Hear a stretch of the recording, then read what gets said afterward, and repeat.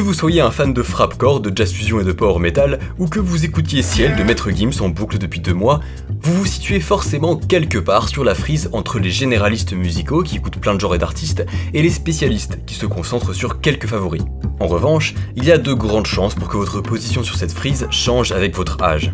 Cette étude de 2023, menée sur des écoutes Deezer, montre que les jeunes de moins de 20 ans ont souvent des goûts très spécifiques et confinés à un nombre réduit d'artistes, ce qui est cohérent avec le consensus en recherche que les goûts musicaux des adolescents ont une dimension très forte de marqueur social et d'appartenance à des groupes précis. Plus les adultes grandissent, plus leurs goûts musicaux s'élargissent. Ils deviennent petit à petit des généralistes. Puis, vers 30 ans, cette diversité se réduit à nouveau progressivement, et il semblerait qu'on se respécialise. Un autre phénomène assez intéressant apparaît à ce moment-là. À partir de 30-35 ans, les femmes deviendraient en moyenne plus spécialistes musicales que les hommes du même âge. Ça, on sait pas trop pourquoi c'est le cas, mais une réponse se trouve peut-être dans cette étude sortie bien plus tôt, en 1988. Selon les chercheurs, il était bien vu pour les hommes d'exprimer leur individualité par la richesse de leurs goûts musicaux. N'écouter que du mainstream serait juste pas stylé, d'où la pulsion pour être très généraliste.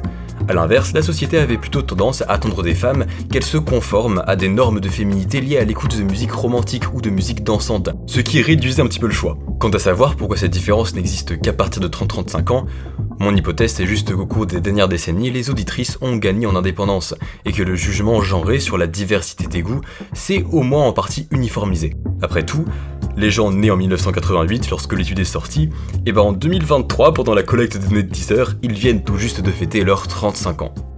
Ce short est une sorte de bonus pour un documentaire que j'ai sorti sur les liens entre musique et psychologie. Si ce genre de contenu vous intéresse, vous pouvez vous abonner pour ne pas manquer les prochains, mais aussi aller jeter un coup d'œil au documentaire, me rajouter un maximum de watch time, et ainsi contribuer à me rendre heureux et extrêmement célèbre.